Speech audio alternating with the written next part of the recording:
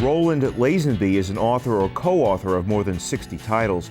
His latest is the biography, Jerry West, The Life and Legend of a Basketball Icon, a Los Angeles Times bestseller. He's at work on a biography of Michael Jordan for Little Brown. Lazenby is a former publisher, journalist, and a force behind a Virginia Tech student website that garnered acclaim for its coverage of the Tech shootings. Lazenby studied at Virginia Military Institute and Hollins University and has been a member of Virginia Tech's Department of Communication and Radford University School of Communication. A group of his students from his media writing class compiled the book April 16th, Virginia Tech Remembers, an account of the Virginia Tech massacre. Roland Lazenby, welcome to the interview. Thanks, Gene. I want to go way back. You're a VMI grad, correct? Right. And at one point, were you a crime beat reporter for the Roland Times? I was. I came here as the night police reporter. I had been in Stanton writing features. Before that, I was a weekly sports editor at the Blacksburg Sun. And before that, I was the 23-year-old varsity wrestling coach at Blacksburg High School. So a lot of what I've done is centered in this area. Now, of course, a lot of what we're going to talk about is basketball, and I guess you've got. Did you play basketball? Your dad did, right? My dad did. His brother. I played a year of college football.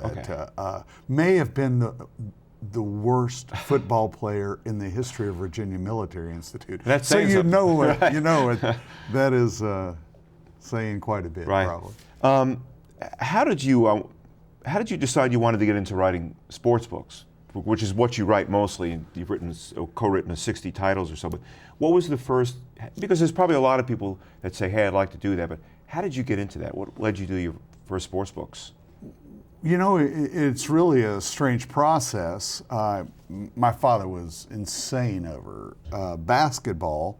You know, and I played some high school football. It wasn't the most important thing in our lives.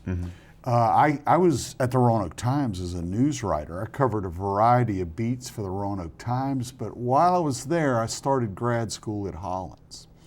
And, you know, divergent thinking is a very big part of my approach. I learned it at VMI from Dr. Dean Foster, who was a great professor I had there.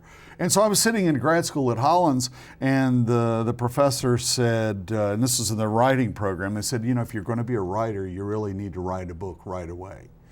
And so I said, well, gosh, I'll make a list of, and I was going to write. I was studying poetry and fiction because that's what was available, but I knew I was going to write nonfiction. It's what I wanted to do. And so I made a list of about 12 book ideas, and number 7 on that list was the Ralph Sampson story, which was unfolding and was truly historic in Virginia. It was changing everything about the big basketball star at UVA back in the 80s, right? Right, a 7'4", and he was really changing the state culturally. And so I did this book about him, and it opened up some things. I think the other big reason I did it, my father had died right before I went into that program. He'd had brain cancer and it had been a long, difficult death. And, you know, about that time I used to play pickup basketball some, but I really started playing all the time.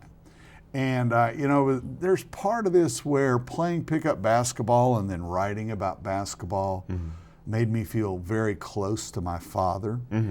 And so he was a pretty good shot too, right? Your dad? He was. Yes, he was a very good shot. His brother was an all-state player, and my father's name was Hopper, and he was called Hopper because his brother was Hopper.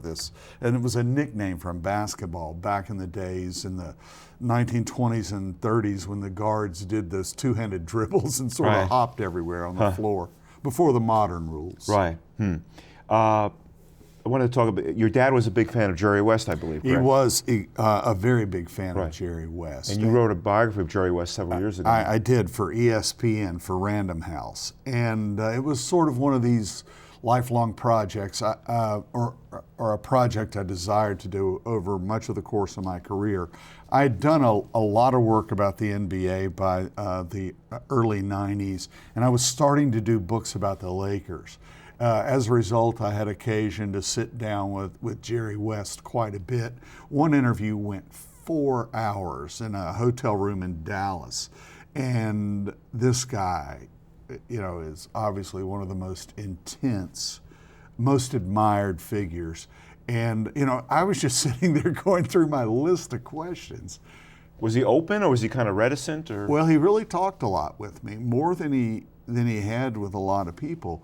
But at the time, I was just stupid about it. I didn't realize I was ripping this guy apart because he's so emotional about these things, and he really would sit there and say, "Roland, I don't remember any of this stuff. I don't care about it." And then boom, he would lay out, right. With immaculate recall, everything that had happened. And so every time I would deal with Jerry West, I remember the Lakers were in their pre-draft camp in Hawaii at Clum Gym at the University of Hawaii, and I got there real early in the morning. I always like to get to the venues where I'm covering stuff early, and the only other person in the gym is Jerry West, and he is shooting. Oh, wow. And this is well after his retirement. Oh, yeah. He's at that time, he's in his 50s, early 50s, about 52. And he's shooting shot after shot. And they're all going in and coming right back. The ball's just coming right back to him. And then he'll stop. He would stop and just look at the goal and stare at it. And after he had finished, I went over to talk to him. I said, "Jerry, what in the world were you staring at that?" Because he would stare for like a full minute at the goal. And he was just shooting all these shots. And he said, "Every goal's different. You just have to look at it and figure it out." And that's a process. Yeah, and that's a process that he began as a little scrawny kid over in Chillian, West Virginia, near Cabin Creek. And this solitary thing of him with the basketball was something. And all I could think about while I was meeting him, learning from him, watching him was my old man. You were talking about you were around the Lakers for a while, and you've written books about Phil Jackson and Kobe Bryant. Right, I have. And the Lakers are always in the news. This as we go to tape, they're trying to get into the playoffs this season. But what's Kobe Bryant like? And has he gotten to the point now, Roland, where you think that people put him in the same category as like a Michael Jordan? Well, Michael Jordan, when I spoke with Michael in 2008, 2009, I got a 20-minute sit down. I'd done a lot of Bulls work, and Michael just agreed to do it one day at the pre-draft camp down in Orlando. And I talked to them a lot about Kobe then, and Michael said, everybody resents Kobe, that he's trying to be this like Mike figure. And he said, but everybody comes along and sort of mimics the people, whether it's rock bands or whatever. He said, all the people that lighted my path, were there, Dr. J, sure, and all these different figures, David Thompson. And so he said, what Kobe did is no different. But Michael said the thing that made Kobe different, and Michael watched Kobe a lot, because Kobe was playing in the triangle offense for the same coach he did. And so Michael Jordan was very interested in Kobe Bryant, but he said Kobe has done the work. And from the earliest age, when I first got to know Kobe as a 18-year-old kid with the Lakers, and then started to spend time with him, he was just so intense. And I mean, he would work hours and hours, and he still does. He'll play a game, he'll watch every minute immediately. Everybody else is asleep on the plane. He's watching the game he just played. Then he does all the tape study of the next game. There is nobody in the NBA who has prepared over his career like Kobe Bryant has. I was speaking to a group of school kids, and I talked about the greatest grocery clerk of all, because there was a kid in the audience who was 17. Kobe was 17 when he went to the NBA. And this 17-year-old kid was working at a grocery store. I said, okay, could you imagine going into work today, and you're going to call all the older workers around you, and you're going to say, well, I'm going to be president of this grocery chain in about 10 years. And so we're getting started today. I'm going to need you to stay after work. We're going to study videotape of the aisles, and we're going to examine why people buy groceries. And I want you guys to stay after and practice working the cash registers. And we're going to do all this extra stuff.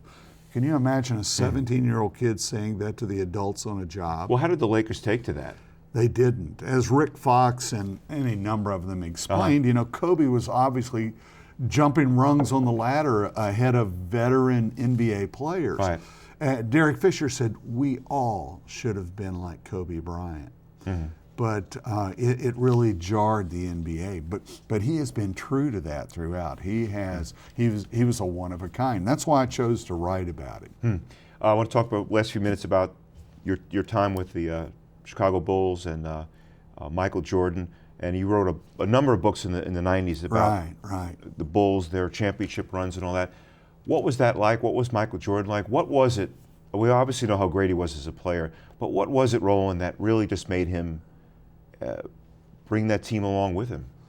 Well, behind the scenes, he hid this quite a bit, and his coaches and teammates were almost afraid to reveal it.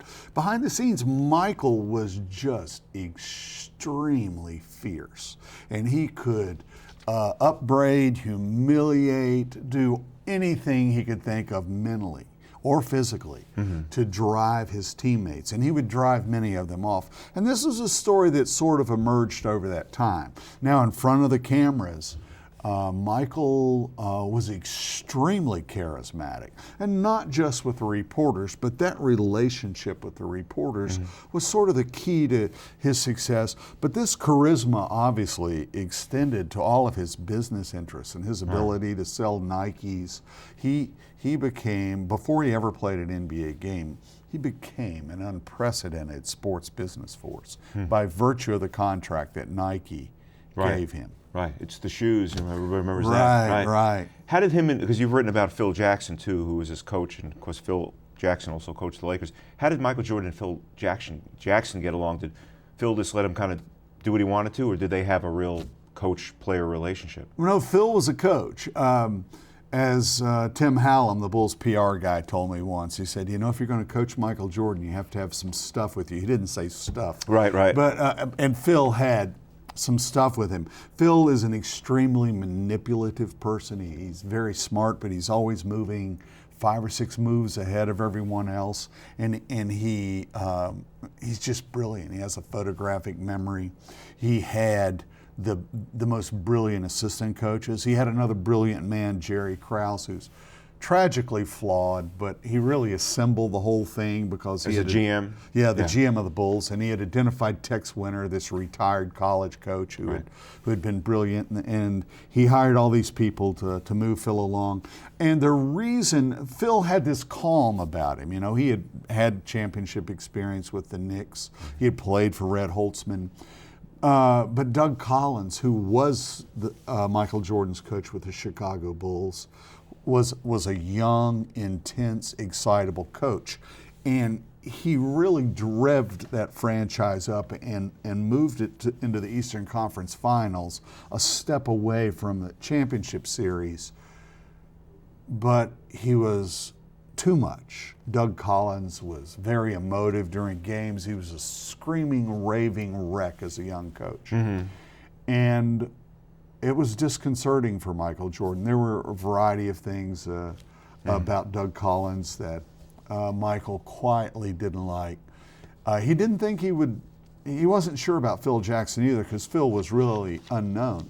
But just to explain, Phil had this calm about him, which is what Dean Smith, Michael Jordan's coach at the University of North Carolina, had during a game. You could go over to the sideline, and Smith was relaxed, and he relaxed his players and prepared them to compete. And when it's really intense, it's very hard if the coach is all freaked out. Everybody sort of loses cool, and Dean Smith and Phil Jackson shared that.